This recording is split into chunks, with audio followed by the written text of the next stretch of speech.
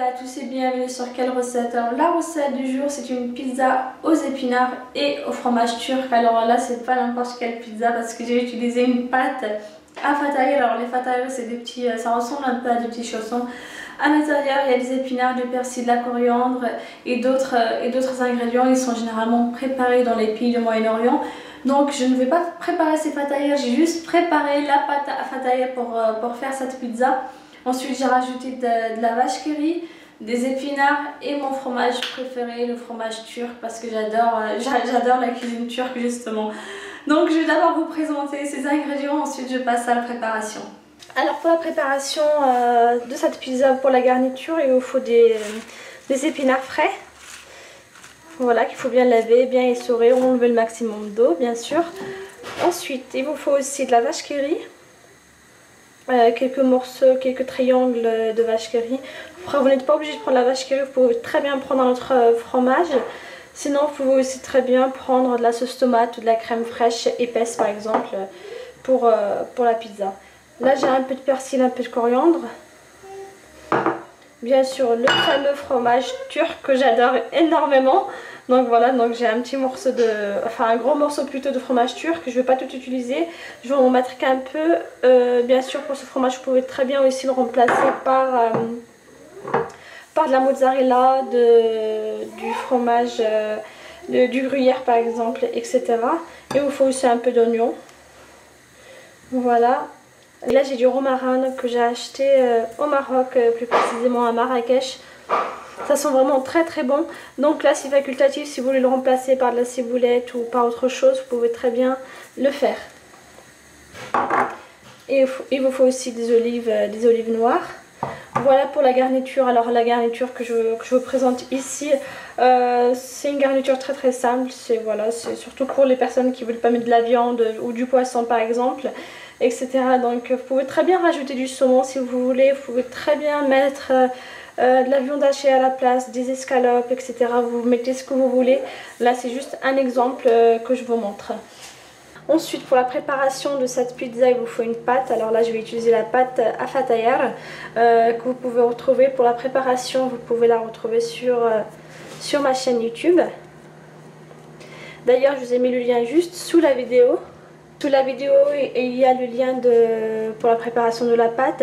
Sinon, dans la vidéo, à l'instant même, il y a une petite photo à droite, en haut à droite de la vidéo. Il suffit de cliquer dessus pour la préparation de la pâte. Donc moi, je vais faire plusieurs pizzas. Chez vous, vous pouvez très bien diviser les ingrédients par deux pour avoir juste une petite pâte.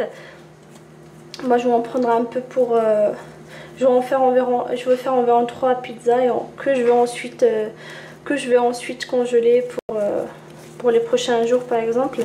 Et je prends un peu de pâte à pizza, de pâte à fataï pardon, sinon vous pouvez très bien préparer une pâte à pizza. Rien ne vous empêche de faire n'importe quelle autre pâte que vous voulez. Je trouve cette pâte très très sympa, c'est pour ça que je l'ai préparée. Alors voilà pour la pâte. Ensuite il faut mettre un peu il faut fariner votre plan de travail tout simplement. Voilà. Alors il faut étaler ensuite la pâte sur un plan de travail.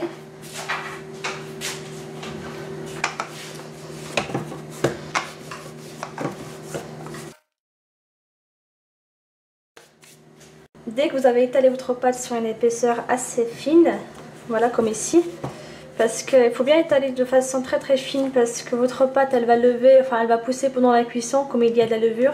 C'est pour ça qu'il ne faut surtout pas l'étaler sur une grosse épaisseur, sinon vous allez avoir une grosse pâte, sauf si bien sûr vous voulez avoir une pâte assez épaisse, vous pouvez très bien le faire. Ensuite il faut passer au micro-ondes la vache qui rit pour la faire fondre légèrement. Donc là je sais pas combien de triangles j'ai environ 1, 2, 3, 4, 5, 6, 7, 8, 9, 10, j'ai une dizaine bien sûr. Après il faudra bien vous adapter par rapport à la taille de votre pâte. Vous pouvez très bien en mettre moins ou plus, ou vous pouvez aussi la remplacer par de la sauce tomate ou de la crème fraîche épaisse. Si vous pouvez utiliser une plaque à pizza, ça sera mieux. C'est mieux que d'utiliser une pâte normale. Donc les plaques à pizza, vous pouvez les trouver soit sur internet, sinon vous pouvez très bien les trouver dans certains magasins. Je les ai vus au magasin Tati. Voilà, si vous en avez un, le magasin Tati, j'ai vu qu'ils vendaient des plaques à pizza. Et ça coûte pas vraiment très cher, ça coûte environ 5 € la plaque je pense. Donc voilà. Donc je dispose ma pâte. En même temps je suis en train de faire préchauffer mon four à 250 degrés. Voilà le fromage, la vache qui rit après l'avoir passé au micro-ondes. Donc je vais l'écraser avec une cuillère à café ou une fourchette.